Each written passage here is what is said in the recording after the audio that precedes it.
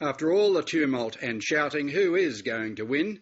To take majority executive government, a party must win 76 House of Representatives seats, including one for the Speaker. There's been a redistribution since 2007 and some MPs have retired from Parliament, leaving more open local contests. New South Wales federal seats, particularly those in Western Sydney, will be crucial to the outcome. We've been having a look at the calculations based on the latest polling. There's a fascinating power struggle seat calculator devised by Anthony Green on the ABC's Election Special website. Put in a notional primary vote swing and watch them fall, one way or the other. By midweek, when Anthony Green keyed in Newspol's then latest state-by-state primary vote swing, taken from voter phone polling, this was the result. Now, according to Newspoll state by state, there's a 2.2% swing running to the Coalition in New South Wales. That's a 2.2% swing. Now, what does that mean in terms of seats? Well, you go down here and you can see the Coalition would pick up Bennelong, Macarthur, Robertson, Gilmore and Macquarie. That's 5 New South Wales seats to the Coalition. Don't forget this was midweek and there was reported to be a 2.4% swing running to the Coalition in Queensland and a 3.7% swing running in Western Australia. But countering that was 0.7% swing to Labor in Victoria and a 3.6% swing to Labor in South Australia. Nationwide, overall, a 1.1% swing to the Coalition. The predicted outcome, Labor wins the election, Coalition with 66 seats, Labor with 81, Independents 3. Since that breakdown was published, Newspoll has been resurveying state by state, with the election day results to be published in The Australian tomorrow. But judging by two-party preferred figures published this morning, Labor and the Coalition are now neck and neck, 50-50.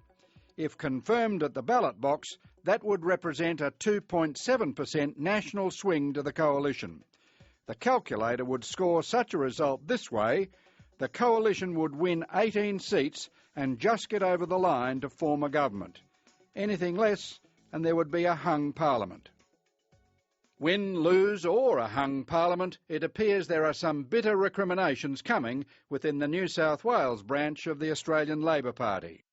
Earlier this month, Mark Ahrens, a former policy advisor for former Premier Morris Iemma, publicly attacked what he called State Labor's hollow men in an article in the Monthly magazine.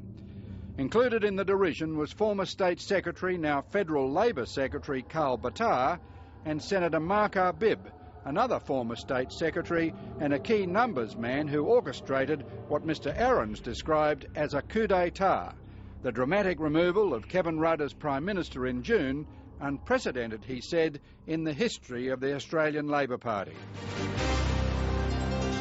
Well, now to tonight's guest. Mark Ahrens was senior advisor to New South Wales Premiers Bob Carr and Morris Iemma. On Lateline on August the 5th, Mark Ahrens complained about the hollow men's political judgment and their claimed destabilisation of Labor federally and in New South Wales.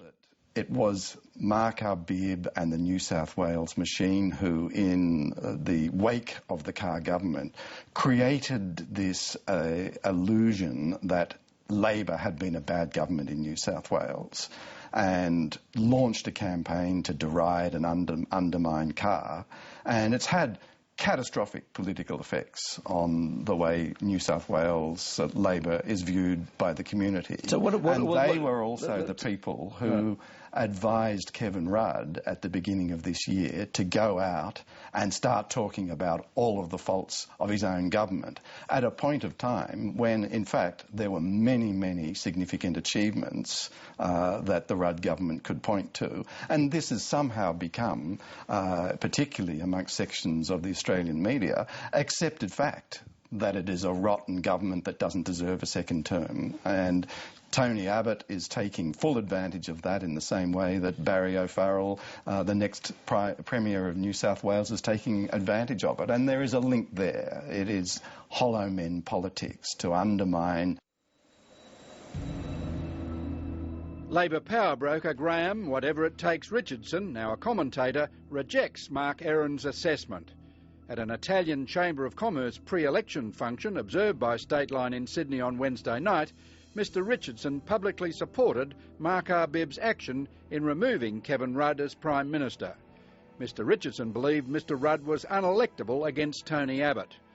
Mr Richardson said Mr Rudd's hard numbers in the Federal Parliamentary Caucus at 2 a.m. on the morning of the leadership change to Julia Gillard were just 32 MPs, with only 2 loyal Rudd supporters in the Cabinet.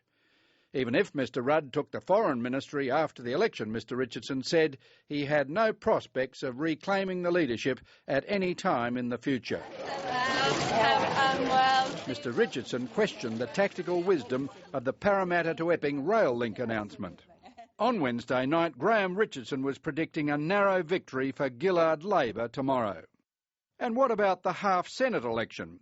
There are 84 candidates on the New South Wales ballot paper, and all eyes will be on former state MLC and the Greens Senate ticket lead candidate Lee Rhiannon. Newspoll and AC Nielsen and other media polls are expected to publish their latest voter polling results in the press tomorrow. Newspoll's updated results will be reported on Lateline later tonight. That calculator, including the Senate vote calculator, will sure come in handy for a lot of nervous candidates in the next 24 hours. Whatever happens, don't forget to vote. It's compulsory.